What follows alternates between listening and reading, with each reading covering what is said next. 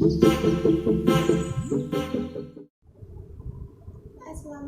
warahmatullahi wabarakatuh.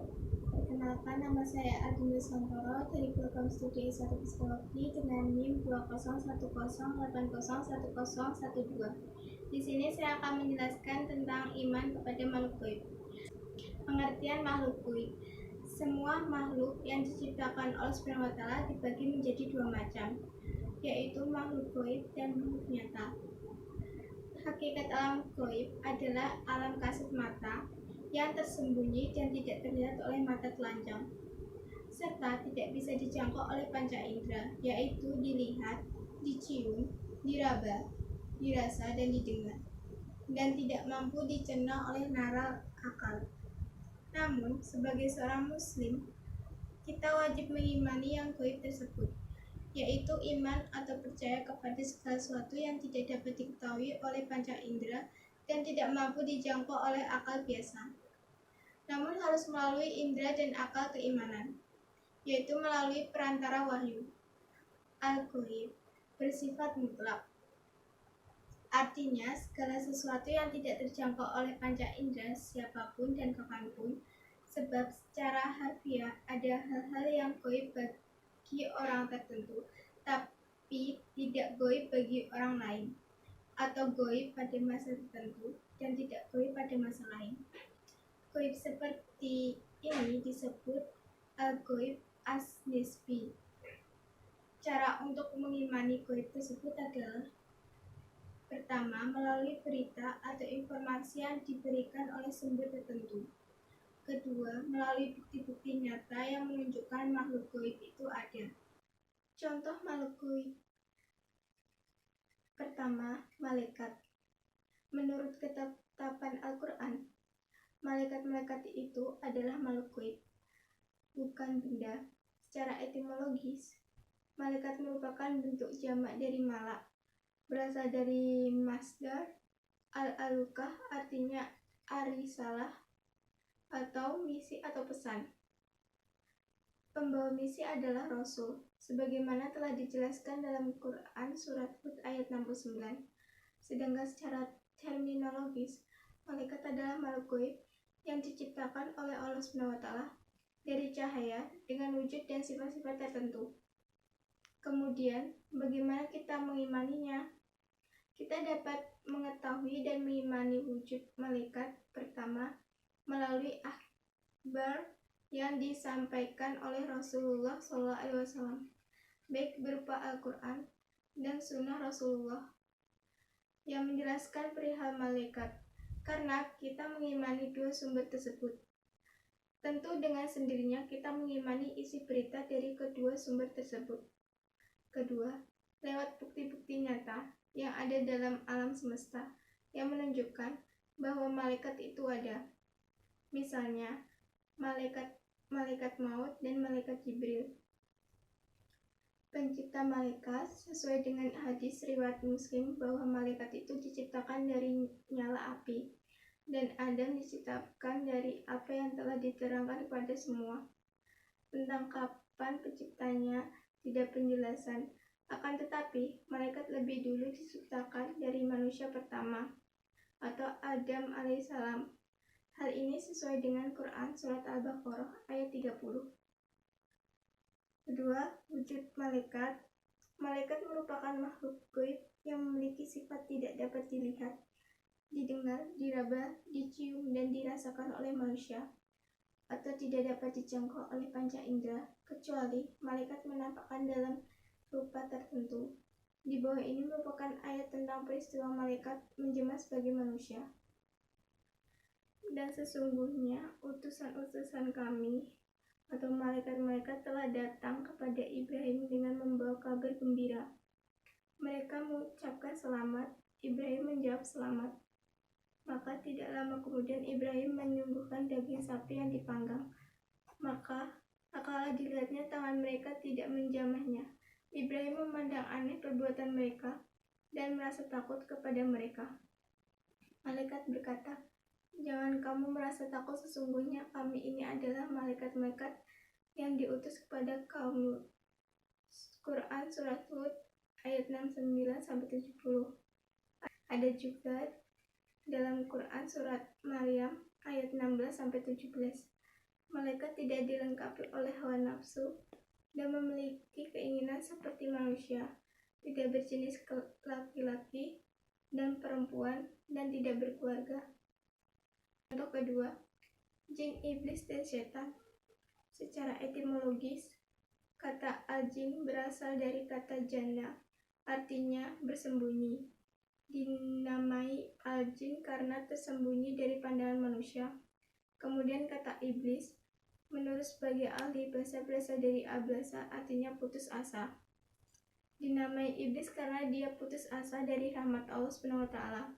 Sedangkan kata setan berasal dari kata syatana, artinya menjauh. Maksudnya jauhnya dia dari kebenaran. Keterangan Al-Quran di sekitar jin tidak serupa dengan keterangan dengan malaikat, tetapi Al-Quran menyinggung asal kejadiannya. Secara terminologis, jin adalah sebangsa makhluk gaib yang diciptakan oleh Allah SWT dari api, sebagaimana difirmankan oleh Allah SWT. Dan jin kami jadikan sebelumnya dari api yang sangat panas. Quran surat Al-Hijr ayat 27. Jika Al-Quran menyebut malaikat itu hamba Allah yang mulia dan tidak pernah durhaka dan melanggar perintah Allah, sebaliknya Al-Quran menyebutkan jin itu ada yang saleh atau baik dan ada yang durhaka atau jahat. Dalam Al-Quran kita dapat pula melihat beberapa perbedaan antara malaikat dan jin. Umpamanya, malaikat diperhubungkan dengan penghidupan manusia di lapangan kerohanian, sedangkan jin diserupakan tingkah lakunya dengan manusia, seperti membisikkan dan menipu manusia melakukan kejahatan. Firman Allah, katakan, aku mencari perlindungan kepada Tuhan, pemimpin manusia, raja manusia, Tuhan manusia dari bahaya bisikan syaitan yang membisikkan ke dalam hati manusia, yaitu jin dan manusia. Quran surat An-Nas ayat 1-6. Setan adalah golongan jin yang berdurhaka, sombong, pengacau, dan fisik. Allah SWT telah memberi peringatan kepada orang yang beriman supaya tidak mengikut jejak langkah setan, karena setan itu senantiasa menggoda dan menyuruh manusia supaya melakukan kejahatan. Seperti yang jelas tersebut dalam surat An-Nur ayat 21, wahai orang-orang yang beriman, janganlah kamu mengikuti langkah-langkah setan. Barang siapa yang mengikuti langkah-langkah setan, maka sesungguhnya setan itu menyuruh mengerjakan perbuatan yang keji dan yang mungkar. Dari awal lagi Allah SWT telah memberi peringatan kepada manusia bahwa setan itu adalah musuh. Oleh sebab itu, manusia mesti menganggapnya sebagai musuh. Dalam surah Fatir ayat 6, Allah berfirman, sesungguhnya setan itu musuh bagi kamu, maka anggaplah ia musuh. Karena sesungguhnya setan itu hanya mengajak golongannya supaya menjadi penghuni api yang menyala. Contoh ketiga, iblis. Terdapat banyak pendapat yang berbeda tentang iblis, berasal daripada jin atau malaikat. Ada riwayat yang mengatakan bahwa iblis itu asalnya daripada golongan malaikat. Dan apabila ia ingkarkan Allah, Allah telah melaknatnya dan dihukumkan kafir lalu menjadi iblis. Menurut Ibn Mas'ud, iblis itu merupakan satu kabilah daripada kalangan malaikat yang dipanggil jin, dinamakan jin, nisbah kepada surga atau al-jannah, karena ia adalah penjaga surga. Iblis adalah dari golongan jin menurut nas Al-Quran yang dijadikan daripada api yang panas. Keterangan ini dapat menolak pendapat yang mengatakan bahwa iblis itu daripada golongan malaikat. Dengan keterangan ini, jelas menunjukkan bahwa pendapat yang mengatakan iblis itu daripada keturunan jin, bukan daripada malaikat, adalah lebih meyakinkan. Cataan tersebut dapat dibuktikan sebagai berikut. Pertama, berdasarkan firman Allah dalam surat Al-Kahfi ayat 50. Dan ingatlah ketika kami berfirman kepada para malaikat, sujudlah kamu kepada Adam. Maka sujudlah mereka kecuali iblis. Dia adalah daripada golongan jin. maka dia mendurhaka perintah Tuhannya. Kedua, berdasarkan kata-kata iblis sendiri kepada Allah SWT tentang asal-usul kejadiannya yang dianggap lebih mulia daripada kejadian anak Adam. Seperti yang tersebut dalam surah Al-A'raf ayat 12, ia berkata, "Aku lebih mulia daripadanya. Engkau jadikan daku daripada api dan kau jadikan dia daripada tanah." Sifat mereka seperti yang termaksud dalam Al-Quran adalah senantiasa taat asal kejadian kedua-duanya berlainan.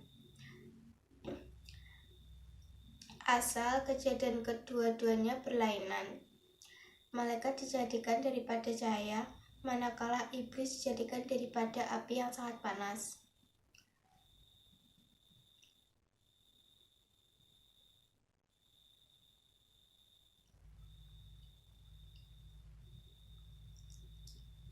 Jadi, beriman atau meyakini dengan sepenuh hati kepada yang gaib termasuk kewajiban asasi dalam kehidupan seorang muslim.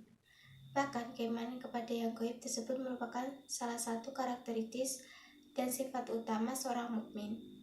Pada akhirnya, keyakinan ini pula lah yang akan memompa spirit dan semangatnya untuk merealisasikan berbagai konsekuensi melalui amal perbuatan anggota tubuh.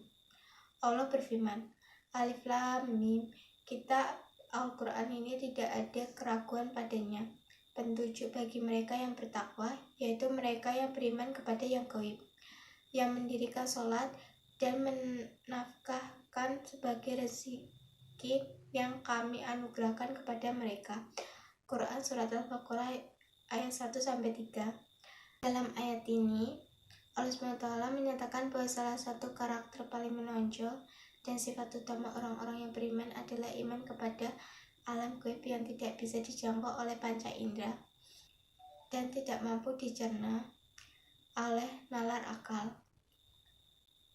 Atau bisa diartikan pula bahwa orang-orang beriman adalah mereka yang beriman kepada Allah SWT di waktu gaib atau tidak tampak oleh orang lain, sebagaimana mereka juga beriman kepadanya di waktu hadir saat bersama orang lain.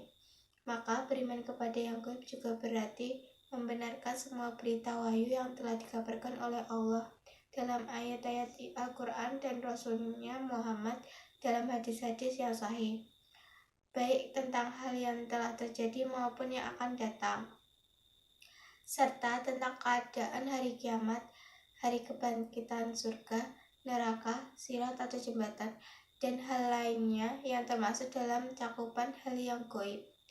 Sekian dari penjelasan saya, kurang lebihnya saya mohon maaf. Wabillahi taufiq wal hidayah. Wassalamualaikum warahmatullahi wabarakatuh.